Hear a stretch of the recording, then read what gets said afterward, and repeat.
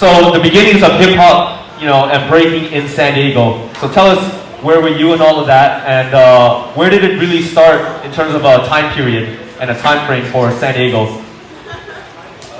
Well, for me, 1982, junior high school, the first place that I seen somebody actually get down doing the six step, but it was just choppy steps.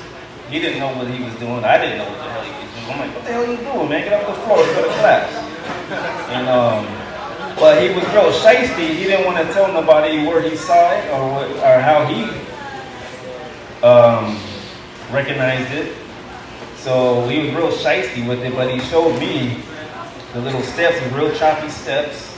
I'm like, cool, man. So I'm like, damn. It's like almost like we discovered fire or something. I'm like, damn, this is pretty cool. So later on, during 7th grade, 1983 came around, need to show Wild Style and Style Wars on PBS.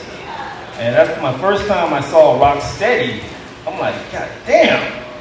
Saw Crazy Legs, King Sweat. I'm like, oh shh. That's me right there. That's what I want to be right there. So just watching Style Wars, you see all Graph, DJing, MCing, B-boying, B-girling, and right then and there is, yeah, that's me, I want to do that.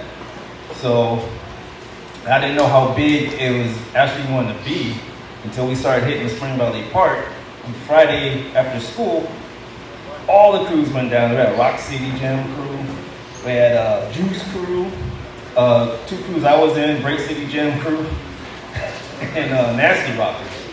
And we always went at it with Rock City because we both had the same name. They had Rock City Jam crew, we're Break City Jam crew, so we always had beef going back and forth. And like MV Street Crew and Rock City, and Soccer. So that was really fun times. And graduating with the high school, I met Saki's Crazy Butt, and it all progressed till '86 when it kind of died down, but we were still into it. Me and Saki were still into it, but everybody else was dissing it, and oh, that's whack, we don't want to do that. We used to do it at Dave's Rock's house, Spring Valley, at his house parties. We used to throw every once in a while. We used to get down, nothing serious. In 87, 88, 89 came around, it was like totally gone. I'm like, damn, me and Saki like, damn, I'm like, is this ever gonna come back? It can't be gone. And in 91, Dave's Rock came to my house, knocked on the door. He's like, yo man, we started back up again. I'm like, starting what? We'll break again. I heard Street Strutters is starting up again. I'm like, what?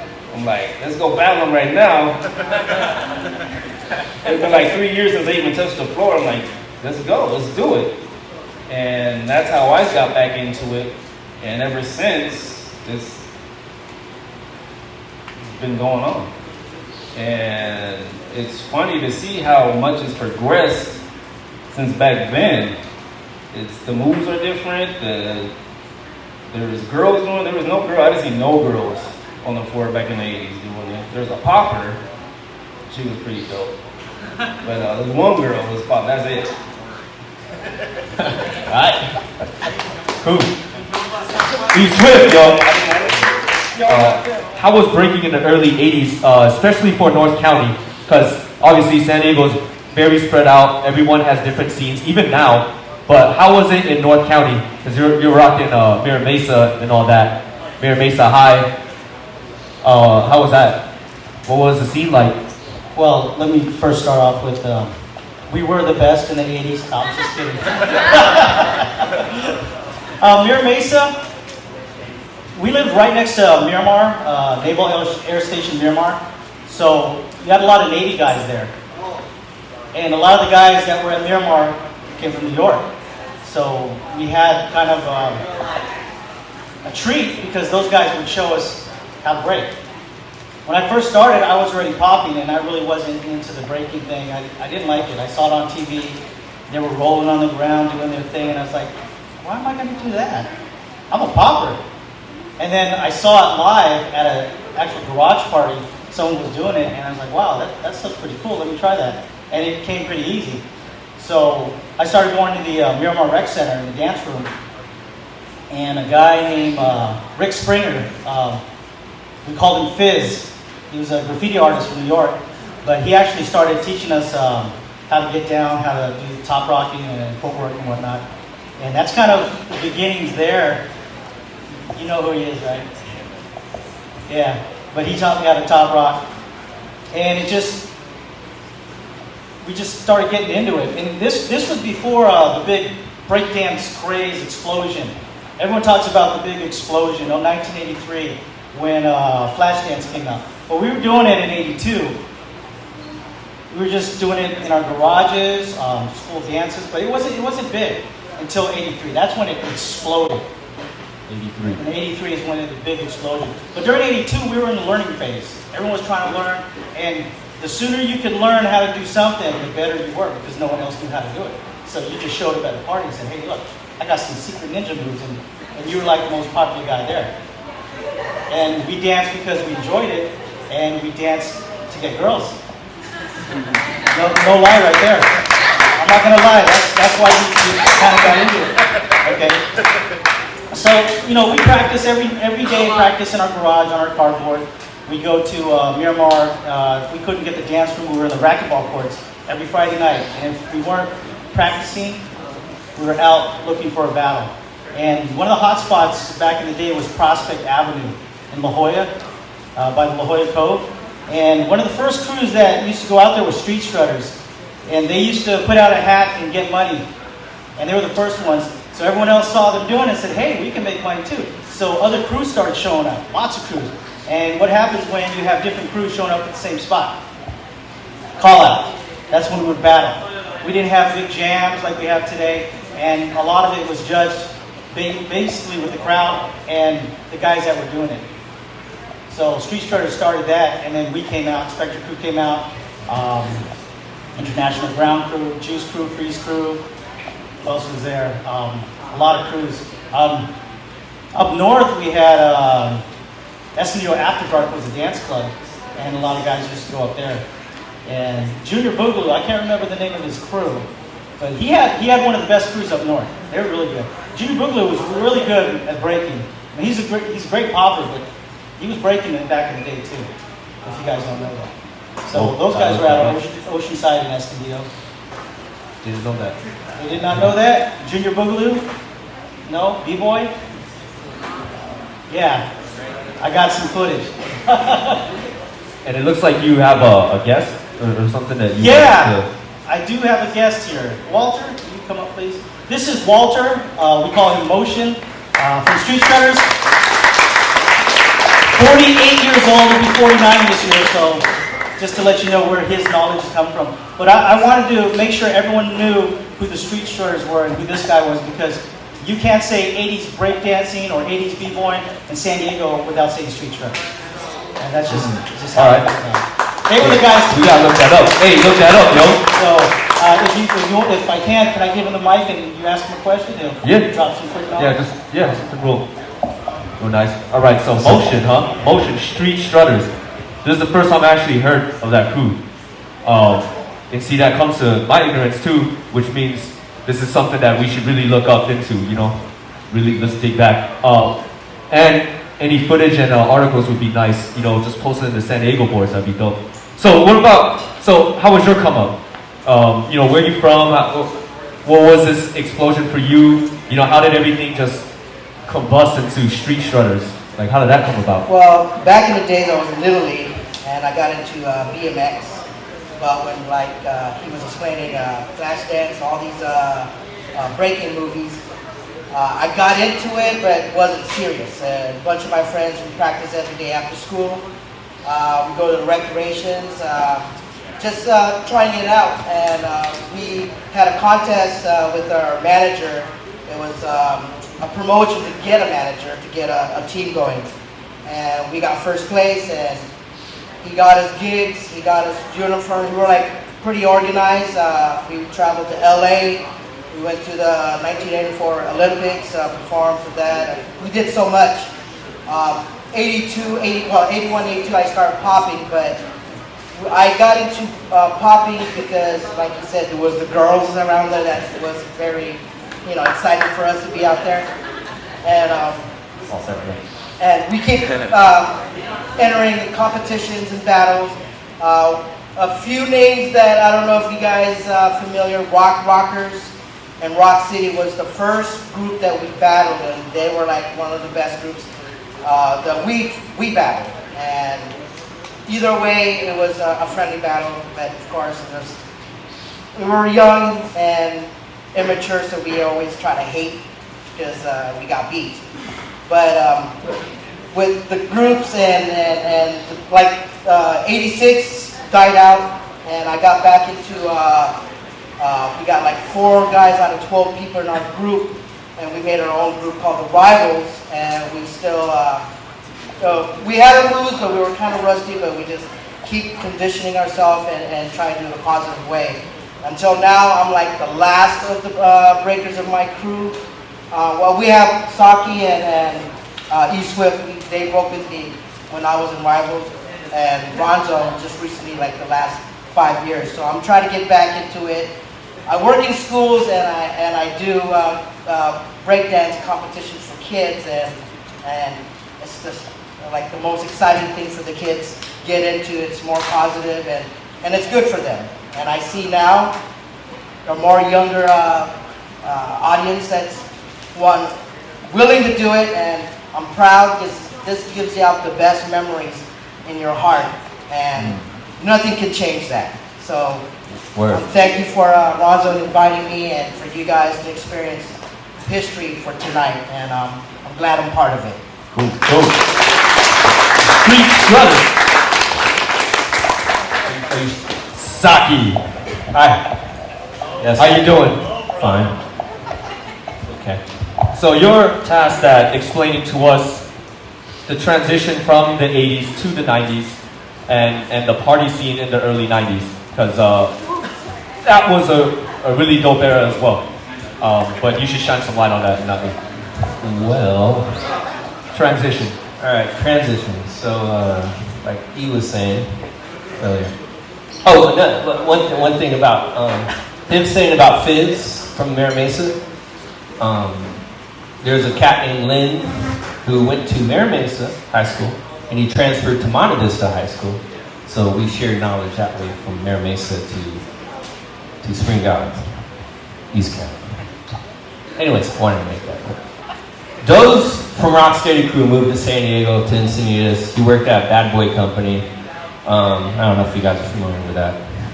Bboy for life.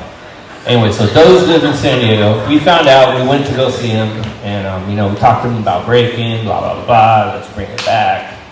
And, went to some Zulu parties up in LA. That's when we saw, I don't know if he was there, but that's the first time I saw Zulu Gremlin. Zulu Gremlin was there, but he was more house dancing. And we were working Doze's booth. He was making leather medallions and stuff like that. So it was Days Rock. He was with us. Ice-T was walking around or whatever. But anyway, so they're like, oh, they're breaking. So those like jumped out of the seat and like ran over there and jumped in the circle, got down. And I think that's what kind of ignited a little bit of the LA scene of, the break-ins coming back vibe. Everyone started thinking about it again. 88, late 88, early 89. Because they had Water of the Bush 1 and Water of the Bush 2. So anyways, I always do this to myself, sorry. So anyway, so me and him are grumpy, and we're like, we go to these clubs and we see these kids dancing, and they're doing like watered down breaking moves. I guess they're calling it house dancing. And we're like, man, this is being mean. This is whack. This is not good. They're trying to break. They don't look like they're breaking, but they're doing moves of breaking. They're doing a flare or a 1990, and it looks like they're crashing, and then they're getting up and going on beat again. And we're like, what the hell is this shit? So excuse me. We're like, screw it. Let's just go out and get down. So this was like 91. We started forming again. We went out, and then people hating right away. That stuff is old. That's whack. What are you guys doing that? That's played out. Kicking at us. We're going to clubs all over San Diego, trying to get down, and people hating. So we're just battling with that. It was pretty wild. And then as soon as our skills improved, and we started getting more numbers, and we started taking over clubs and stuff like that. So that's pretty much how it started to snowball, and then just progression after that. That's a good cap right there. Snowball effect. Okay, and the reason why it snowballed is because by the time we hit the 90s, there was this, a lot of people talk about this golden era of dance, at least. And we're gonna start with Cross. So what's up, Cross? Everyone pretty much knows you as Freestyle Session, but before that, you were in the front lines, delivery boys and all that. What was this power move era in the 90s? The sock rocking there? No. Sock rocking. No. Yeah, I mean, from the beginnings, I was actually in Rock City Juniors. That name kind of came up in Paradise Hills, and then I stopped, started hanging out with writers, and then started doing graffiti, seeing the sake all over the place, and then it's funny because like when I started back in '93, these guys were already practicing, and I knew all of them because a lot of them were writers, so the whole hip hop thing was still in effect. So, but yeah, like there was a big population of Filipinos in San Diego. You still see it here. So a lot of cats were doing power moves. You know what I mean? Like when I started back, I actually was started breaking in the party scene. So it wasn't even like a b-boy scene. It was like we were going to like raves and stuff, and people were breaking. So I actually started the New Year's '93 was a K-rave at Knott's Berry Farm, and they actually had a hip hop side with like DOS Effects and Black Sheep and stuff. So I seen people breaking there, and I was like, yo, and like I still had moves because when I was doing wrestling and judo, at the end of practice I would always do windmills and stuff. So I went out there and just busted, and then as soon as we got back, me and my crew, which was primarily like a graffiti crew, but we all used to break, so we're just like, okay, we're just gonna turn into a breaking crew. So we just started doing that at all the raves, and then I think it was like maybe '94 sometime. There was a jam called which one? Which one is it? Was it? No, it wasn't Jurassic Park. Well, there was a jam, and it was half like rave and half hip hop. So like the whole b-boy scene was there, and then the whole like rave kind of scene was there. So there was a big battle, and like all the hip hop b-boys was breaking against all the guys that were like ravers, basically. And we got smoked. But from that battle, I actually met Donnie, my boy right there from Delivery Boys. And he was like one of the major guys, killing it in power moves. So, we're doing stuff, and then these guys are just already doing flare, wiggle flare, 1990s, the flare, whatever, everything, So, I was mad intrigued, so I just hit him up. I was like, yo, where you guys practice? Where you guys from? I never seen him before. I was just like, yo, like, we gotta link up, So I started driving to his house. He lived in San Isidro, so I started driving from Spring Valley all the way to San Isidro, and got down with Delivery Boys, and from there we just was hitting everything. There was we call them TV parties.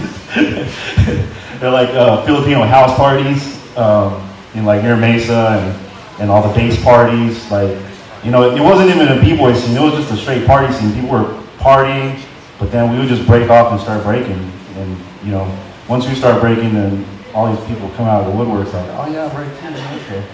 We just battling, and then and I think the major resurgence of everything in San Diego that just kind of put it all together was like B-Boy Summit, which was what 95, 94, 95?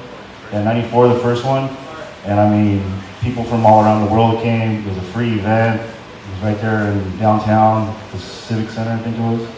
Right in the middle, like Rocksteady came. We seen Air Force Crew for the first time. I mean, you know, everything was just blowing my mind because these are things that, you know, we heard about. We didn't even see the videos. We just heard about it. Like, yeah, this guy's doing, you know, he's doing like a head spin, but it's sideways. You know, that was a halo.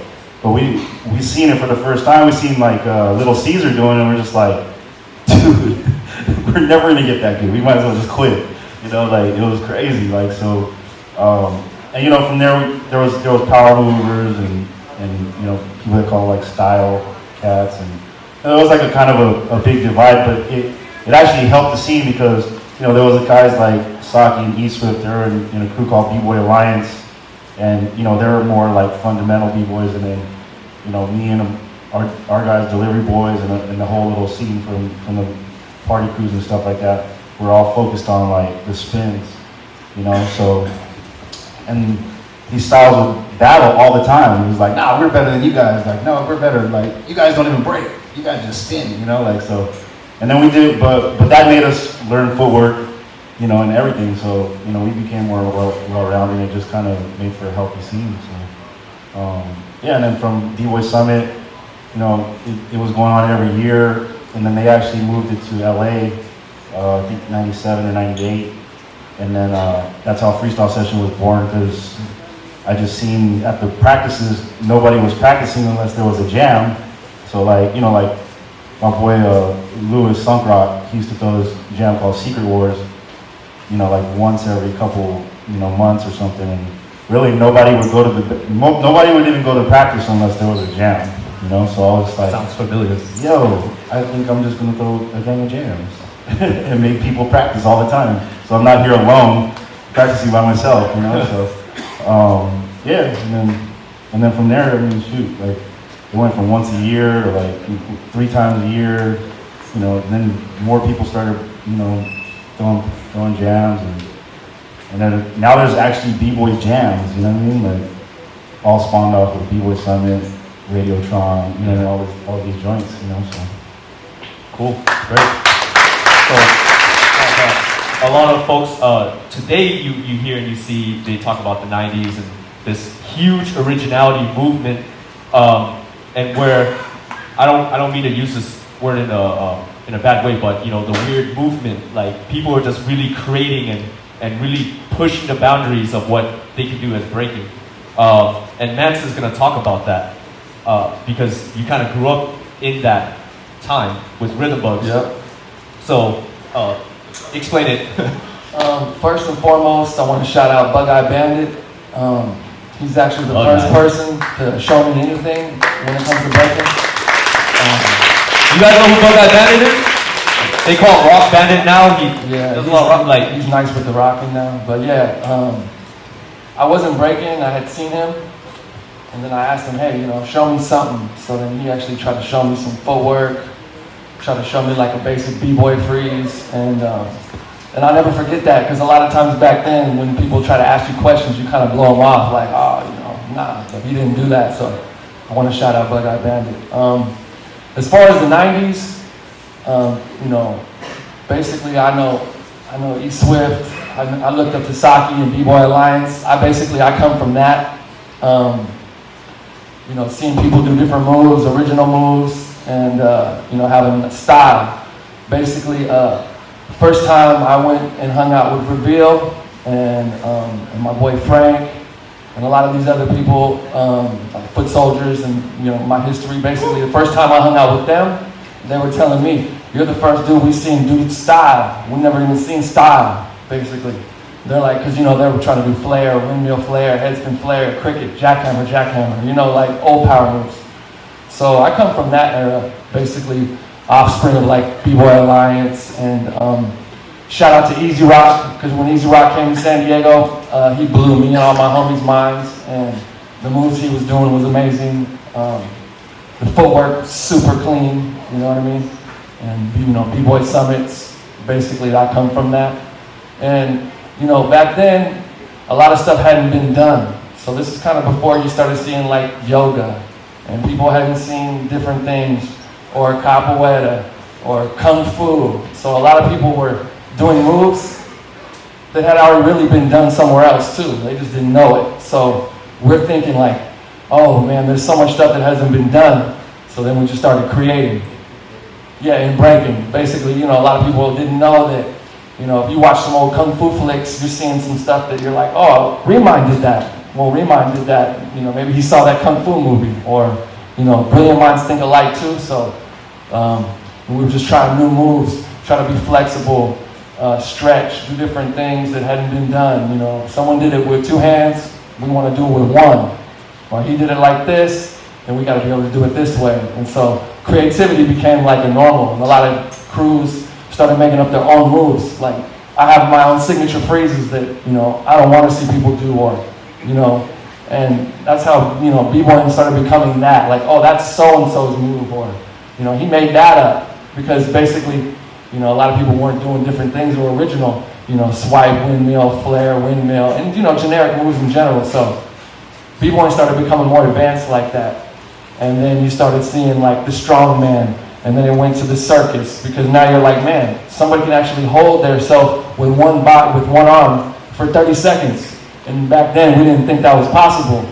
So your mind started saying, oh man, we can take it to a whole nother level, and this stuff is all really possible. So that's kind of what you see with the 90s. The 90s started off basic, and then, and then it started getting a little more and more advanced. And B-boying too, the whole time, everybody still wants to do the fly footwork and, the nice tops and everything. But as far as just being able to fly, people weren't flying back then. And when people started flying mid-90s, late 90s, and, B-boying hasn't been the same since. So, I come from that era, and it was a great era. The start of Rock So Fresh, and kind of like the focus on this fundamental style after, this crazy movement. Because it's all hip hop. Yeah, Rock So Fresh, it was a long journey, because I was East Fifth era. I'm 41, so I was watching these guys grow up, and I battled Rock City, and me and my brother won, by the way, over in Paradise Hills. For the first place. It was like me and my brother against like 9. We were just like, oh. And then in Claremont, we came second to IDC. So these guys, they're in their generation, but we were the young cats, like looking up, like, okay, we're gonna come out of the shadows. So that was in the 80s. 90s, I learned the power moves. I started off popping, I learned from power moves, and footwork was secondary. I quit dancing probably like 95, 96. I did power moves, but nothing moved me. We were dancing to like electro, like Planet Rock and Wu-Tang, and not that that was good music, but it didn't move me. So it wasn't until I stopped to realize I heard breaks, like James Brown, and I just jumped up. So I dissected that, like what was that moved me. So I met Saki, and he educated me with music. Main One, Son of Jarrell came next, and with that I studied music. What about music that moved me? So I broke down the cymbals, the kick. What are those nuances that made me move? So think of a drum roll, boom, boom, bap. So I started thinking of moves that would coordinate with that, and a slide cymbal, scat, scat. So I started thinking of moves that would coordinate with that. So it wasn't until 98 to 2000 I was developing myself and understanding what nuances, what moves that I like, and threw away 10 years of movements that I've learned already. It wasn't until 2001 I started really learning vocabulary in terms of like movements and hip hop terms. So when I heard of these words, Rock So Fresh, my friend Joey Gold, who was my mentor, he really broke down and made me understand what rocking fresh and nuances I put in my dance. So based on that whole journey, I started focusing on just musicality and understanding angles and being finesse and smooth, and just putting 10 years of history of what power moves I want to do, what footwork I want to do, and focus on that. Because at the time, I was frustrated with competition. I'm not a good competition b-boy. Even though I can do all the moves, I can't compete. So it was a deterrent for me to break. So it wasn't until I was at clubs, just dancing, in the garage, just dancing, really slow to really understand my own body movement. So 28, I started Rock So Fresh, and really it just kind of inclined because I had a goal. With creativity, of course. And that's pretty much the movement Rock So Fresh. And then members started coming in, asking me questions, and I was like, whoa, like, I was intrigued by like, okay, I'm not the only one. There's people that get it. I thought like I was crazy in my mind, like trying to figure this dance out. Until this day, I'm still inspired, and especially with these guys right here. The start of Freak Show and the focus on your particular style. You know, when I started out, my first partner was obviously my brother. You know, my brother was my first training partner. I had him naturally there with me. We both, our era was kind of weird because we didn't really have YouTube yet, but we still had a lot of videotapes out there, you know? So our thing was, how can we get a hold of all these videotapes and study these dudes that, you know, are going to jams and killing it? We weren't going to jams yet. We were just trying to collect videos. So we got a hold of some videos, a bunch of videos, and just studied. You know, we saw all these guys, all the freestyle session videos, the B-Boy Summit videos, and, you know, we're inspired. We're pretty much trying to become like those guys or better than those guys, you know, and those guys were already doing crazy one-hand freezes. They're already doing crazy power. I remember our time was like West Coast versus East Coast. That was like the big thing. Like the West Coast was battling the East Coast, and the West Coast guys seemed like they were doing a lot of power moves, you know, and a lot of freezes, and for some reason that got me and my brother's attention a lot. We wanted to be like those guys killing power, and I heard a term back then when people started saying blow-ups. You know, a lot of people were saying blow-ups. That was like a 90s term, I remember. I'm not sure who was the first one who said that, but Vietnam, where these guys they're dropping blow-ups, you know? And to me, what that always meant to me was like, whatever blows the crowd up. It could be footwork, it could be a new trick or a power move, whatever gets the crowd blowed up, you know? And that's what we thought was a blow-up.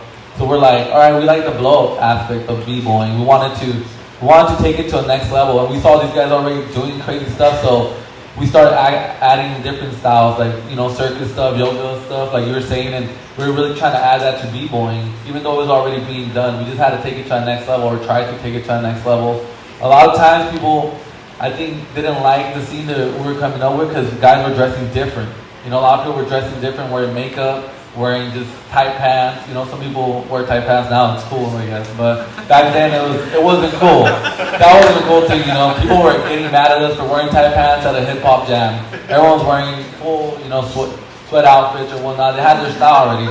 But then, like, our era, I felt a lot of guys were just, they're like, forget that, you know, more like a punk attitude. Like, we don't care what everyone was doing, let's just try to do something totally different. And I feel there's a big split right there when there's, like, foundation versus abstract. Or either you're abstract or you're foundation. You know, and I didn't really care about labels that much back then, but, you know, if people labeled us, like, abstract or different, whatever, we embraced it and we did it, you know, that's what people thought. We were freaks, so we became freaks, and we wanted to be those guys, the villains. We wanted people to call us out when we went to battles, you know, that was fun for us. I love going to jams. I would love going to jams and knowing that people want to battle us. That was exciting for me, you know. The battle, yeah, the sign-up battles was cool, but for us, like, what got us excited was being called out, having beef. You know, that was exciting for us because when we watched footage of these guys battling, it was passionate battles. It was a beef, you know, East Coast versus West Coast, or this guy copied my style or whatnot, and we love that feeling. So, you know, a lot of guys started hating on us, but regardless, I felt we just did our own thing. A lot of guys in our era just did their own thing, and a lot of guys innovated a lot of new moves, especially out here in the West Coast. You know, I see guys all over the world doing stuff that people have been doing here for years and years already. You know, and it was a hard time, but it was a fun time at the same time, you know. It made me, like, I grew up in the scene. I was little when I started battling. I was young. A lot of my personality and attitude comes from the b-boy scene. You know, I apply it to all sorts of different places in my life. In jiu-jitsu, for example, you know, my battle mentality is the same. I'm ready to go out there and battle anybody, anytime.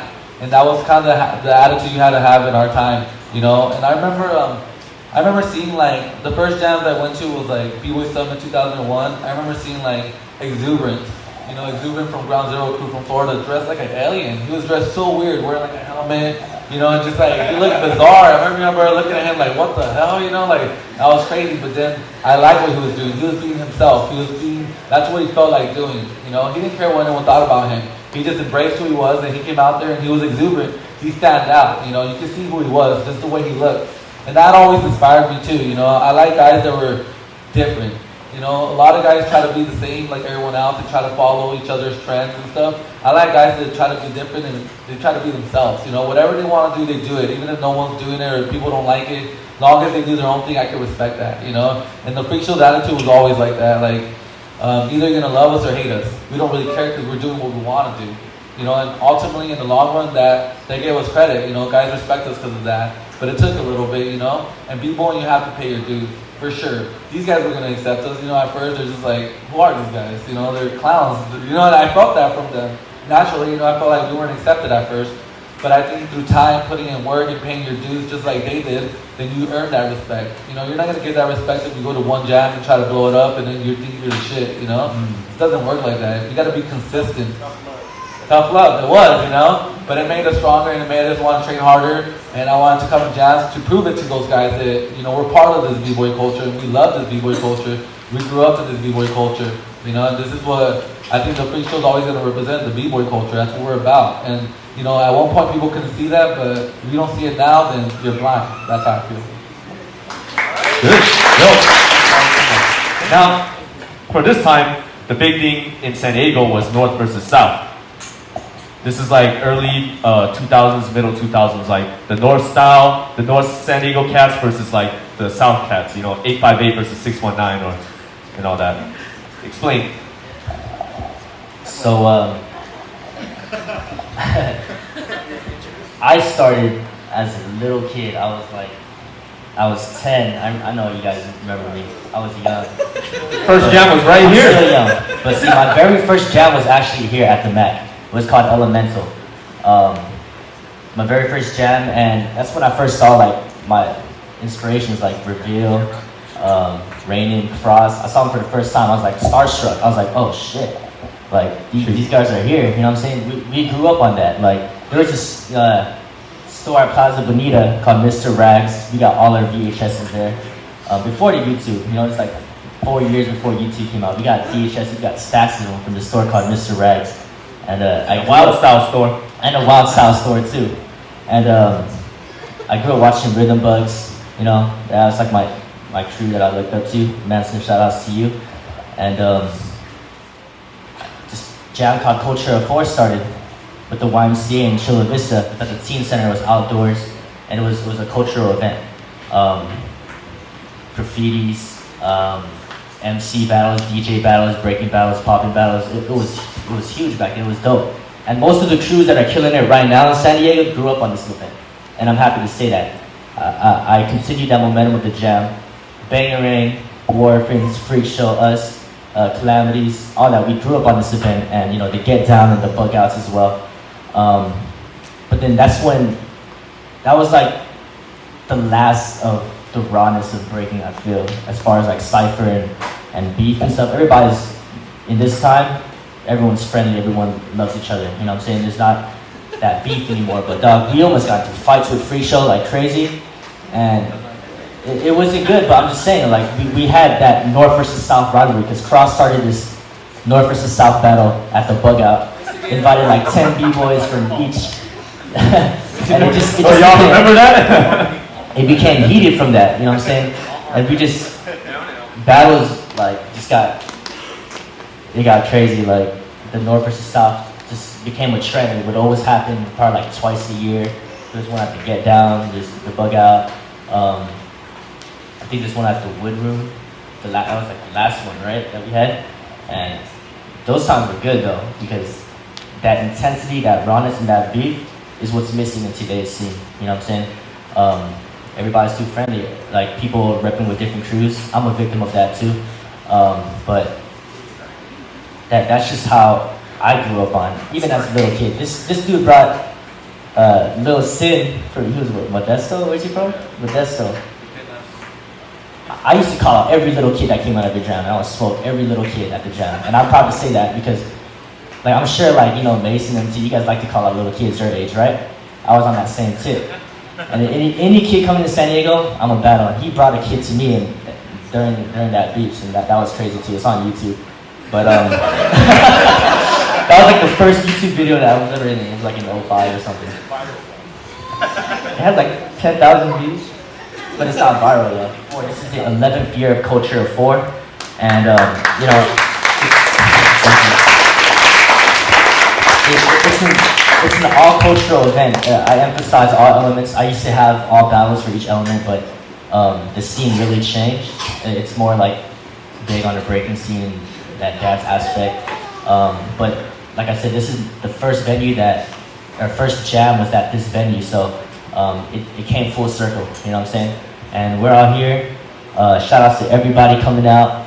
Shout outs to this panel. I think it's the first time that it's ever happened, right? First time we all came together, and I'm proud that I was able to do it, and I hope you guys got that history soaked into your brain. It's gonna be on YouTube now because you got YouTube now, so you guys will hear it. And yeah, thank you. So thank you to all the panelists. I know that was a mouthful and that was long, but you know, it's not like we're gonna do this in every jam, but we really gotta stop for a moment, especially in San Diego, and be like, where are we?